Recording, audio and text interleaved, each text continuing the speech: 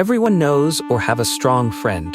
The one who answers the call at midnight, carries other people's pain without flinching, and somehow never seems to fall apart. But what no one sees is this. Strength can become a cage, and reliability can quietly erase the right to be human. We are going to talk about that person everyone leans on, but who has no one to rest on.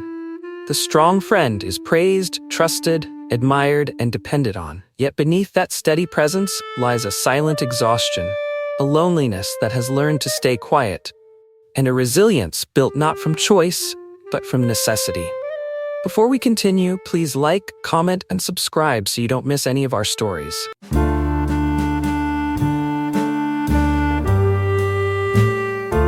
This study explores the psychology behind their strength, the hidden cost of always being reliable, and the quiet pain of having nowhere to rest. No one is born as the strong one. This role is learned. Often, it begins early, sometimes in childhood, sometimes in crisis. The strong friend is usually the one who noticed early that falling apart was not an option. Maybe there was a parent who was emotionally unavailable. Maybe chaos lived in the home. Maybe someone had to grow up too fast. Somewhere along the way, they learned a powerful lesson. If I stay calm, things survive. Psychologically, this is adaptation. The nervous system learns to stay alert, steady, and controlled. Emotions become something to manage, not express. Needs become something to delay, not honor. The strong friend learns that being useful brings safety, approval, and connection. People start to rely on them, and the praise comes early. You're so mature for your age. I don't know what we'd do without you. You're always so strong. What sounds like admiration slowly becomes expectation. Over time, the strong friend builds an identity around dependability. They are the problem solver, the listener, the emotional anchor. And while others are allowed to fall apart, the strong friend becomes the one who holds the pieces. This is where the psychology deepens. When a person is consistently valued for what they provide rather than who they are, self-worth begins to attach itself to usefulness. Rest feels undeserved. Saying no feels dangerous. Showing weakness feels like betrayal. So the strong friend learns to smile through fatigue. They learn to downplay their pain. They learn that strength is not something they have. It is something they must perform. And this is how the burden begins. Being reliable means being available. And being available means rarely being alone with yourself. The strong friend becomes a safe place for others. People come to them with heartbreak, confusion, fear, and crisis. They listen carefully. They respond thoughtfully. They offer calm when others are overwhelmed. But what is rarely asked is this: who is holding them? Psychologically, the strong friend often suppresses their own emotional needs to make space for others. This is not because they lack feelings, but because they have learned that their feelings are inconvenient. Over time, this suppression creates emotional backlog. Feelings do not disappear when ignored. They wait. This is where emotional burnout begins. Burnout is not always loud. For the strong friend, it often looks like quiet numbness. A tiredness that sleep does not fix. A sense of being off without knowing why. A loss of joy in things that once mattered. They still show up, but something inside them is thinning. They may feel guilty for being tired. After all, they are the strong one. They compare their pain to others and minimize it. They tell themselves they should be grateful. This self-invalidation deepens the loneliness. Another psychological pattern emerges here: emotional invisibility. Because the strong friend rarely asks for help, people assume they do not need it. Because they appear calm, others forget they can hurt. Because they listen so well, no one thinks to listen to them. Their strength becomes a mask that hides their humanity. And slowly, connection becomes one-sided. They are surrounded by people, but feel deeply alone. This loneliness is not caused by absence. It is caused by being unseen.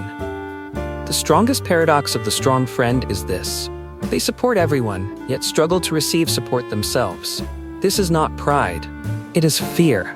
Asking for help requires vulnerability. And vulnerability, for the strong friend, is unfamiliar territory.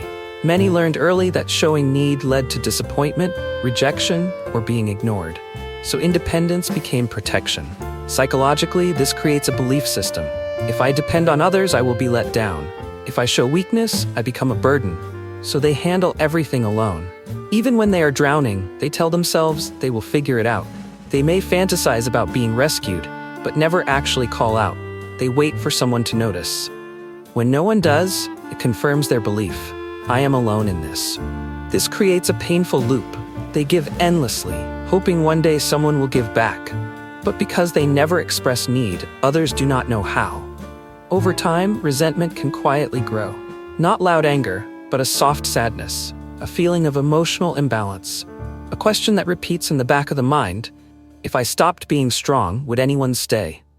This is where quiet resilience forms. The strong friend keeps going, not because it is easy, but because stopping feels impossible. They carry pain with grace. They adapt. They endure. But endurance is not the same as healing. Inside, they are tired in a way that words cannot easily explain. There comes a moment, sometimes subtle, sometimes breaking, when the strong friend can no longer ignore themselves. It may come as emotional numbness. It may come as sudden tears with no clear reason. It may come as the realization that they feel invisible in their own life. This is not failure. This is awareness. Psychologically, healing begins when the strong friend learns a new definition of strength. Not the strength to endure everything, but the strength to stop abandoning themselves. This means learning to speak needs out loud, learning to rest without guilt, learning that being supported does not make them weak, it makes them human. It also means grieving the years spent being strong for everyone else, grieving the version of themselves that never felt safe enough to be held, grieving the relationships that took without giving. And then slowly, something shifts. The strong friend begins to choose connection over performance. They allow themselves to be honest, even when it feels uncomfortable. They discover that not everyone will respond well to their vulnerability, and that is painful. But they also discover something else.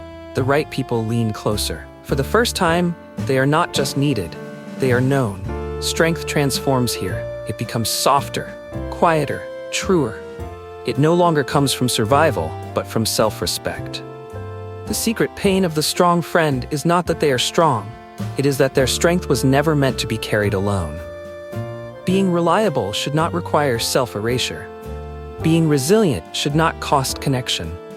And being the one everyone runs to does not mean you must stand with nowhere to run. The strongest moment is not when the strong friend holds everything together. It is when they finally allow themselves to be held. Because real strength is not silence. It is the courage to say, I need you too. Thank you for watching. Don't forget to like and subscribe.